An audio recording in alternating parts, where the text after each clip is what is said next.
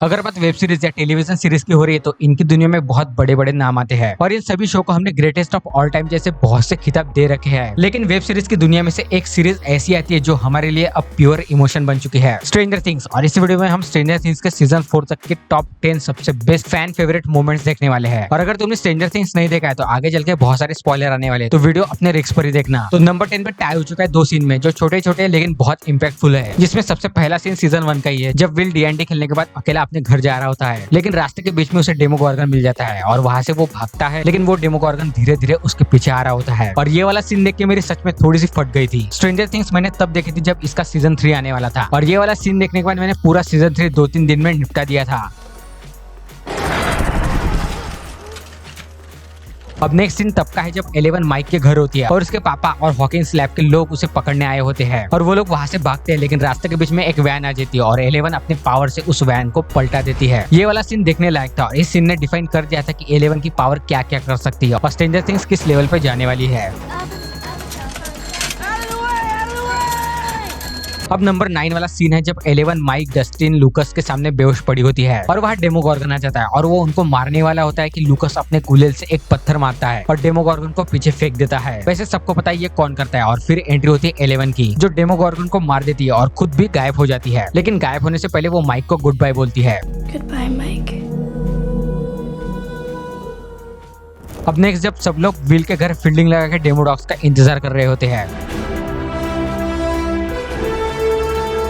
जिसमें हॉपर और Nancy gun पकड़े होते हैं, स्टीव अपना बैट वाला हैमर पकड़ा होता है और लूकस सबसे अलग सबसे स्ट्रॉन्ग वेपन पकड़ा होता है। और सबको लग रहा होता है कि डेमोडॉग्स आएंगे, और वो आता भी है लेकिन मरा हुआ। और पूरा सीजन 2 खत्म होने के बाद 11 सबके सामने आती है और सबसे ज्यादा माइक सरप्राइज और इमोशनल होता है। ये वाला सीन बहुत अच्छा था, खास करके 11 को लास्ट में सबके सामने दिखाना। वैसे 11 का ये लुक मुझे कुछ खास नहीं लगा था। अब नेक्स्ट सीन मेरा किंग स्टीव के सबसे फेवरेट मोमेंट में से एक है, जब सब लोग मॉल में फंसे होते हैं, माइंड फ्लेयर सबको मारने वाला होता है, लेकिन किसी तरह वो वहां से बाहर निकलते हैं। लेकिन बाहर बिली अपनी कार लेके खड़ा होता है और वो अपनी कार से सबको उड़ाने वाला होता है, लेकिन एकदम से किंग स्टीव वहां आ जाता है और बिली की कार को ठोक देता है। स्टीव के फैंस के लिए ये किंग स्टीव का सबसे बेस्ट कूल सीन था। अब नेक्स्ट सीन उस कैरेक्टर का है जिसे सीजन 4 में ही इंट्रोड्यूस करवाया और एक ही सीजन में वो लोगों का one of the favourite character बन गया।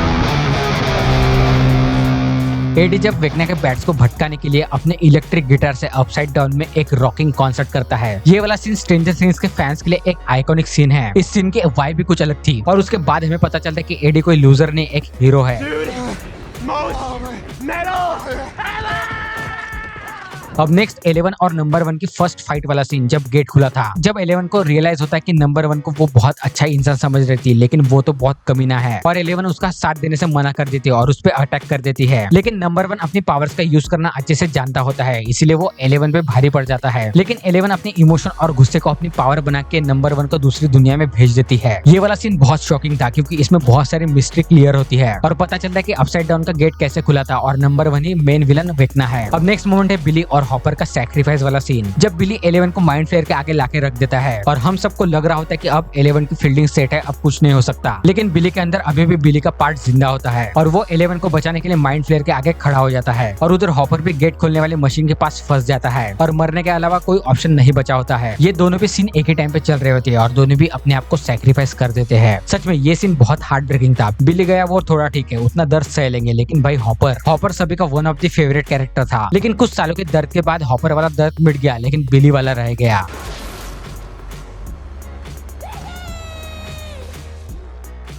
अब टॉप 3 बताने से पहले एक स्पेशल मेंशन, लेकिन उससे पहले चैनल को प्लीज सब्सक्राइब कर लो। नया चैनल है और ऐसे वीडियो आते रहते हैं, तो चैनल को सब्सक्राइब जरूर कर लो। तो ये स्पेशल मेंशन वाला सीन तब का है जब हॉपर मर चुका होता है और जॉइस 11 को हॉपर की लिखी हुई स्पीच पढ़ने को देती है और वो हम हॉपर की आवाज में सुनते हैं। इस सीन को तुम हिंदी में देखना, सच में दिल के अंदर तक जाएगा।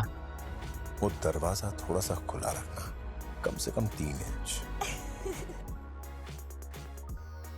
अब बात करते हैं नंबर 3 के सीन की, जो स्ट्रेंजर थिंग्स का ट्रू वाला फैन है उसका ये वाला सीन फेवरेट होना ही होना है, डस्टिन और सूजी का नेवर एंडिंग सॉन्ग वाला सीन। इस सीन को तो most funniest, most iconic, most epic कुछ भी बोल सकते हो, क्योंकि ये सीन था ही वैसे। क्योंकि इधर माइंड फ्लेयर पीछे लगा होता है, उधर रशियन आर्मी आ रही होती है और सूजी बोलती है प्लैंक कांस्टेंट तभी बताऊंगी जब तुम गाना सुनाओगे। तो डस्टिन उसके लिए इस सिचुएशन में गाना गाता है और इस सीन में सबसे देखने लायक था हॉपर का फेस। वो मन में क्या बोल रहा होगा वो कमेंट में जरूर बताना, वो भी हिंदी में। और ये सीन देखने के बाद फिजिक्स का कुछ पता हो या ना हो, प्लैंक कांस्टेंट जरूर पता हो गया। गैलेक्सी में स्टार्स है उससे भी ज्यादा मैं तुम्हें मिस करती हूँ। बहुत हो गया।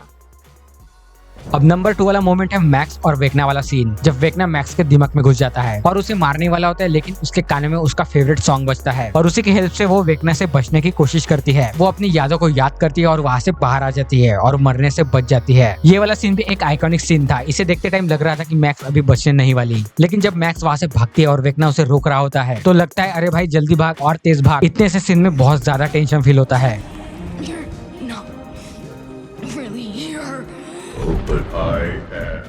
अब स्ट्रेंजर थिंग्स का सीजन 4 तक का सबसे बेस्ट सीन जो है वो सीजन 4 का लास्ट एपिसोड का ही है, जब लास्ट में वेकना मैक्स और 11 के ऊपर पूरी तरह काबू पा लेता है। लूकस को जेसन ने पकड़ा होता है, स्टीव, नैन्सी और रॉबिन को वेकना ने पकड़ा होता है और हॉपर भी मरने वाला होता है और इन सब के बीच 11 हार रही होती है। तब माइक अपनी आइकॉनिक स्पीच से 11 को मोटिवेट करता है। हाँ, स्पीच कोई आइकॉनिक नहीं थी, लेकिन जो भी थी सही थी। I love you for exactly who you are. You're my superhero. You need to fight. You have to fight. Fight! Fight!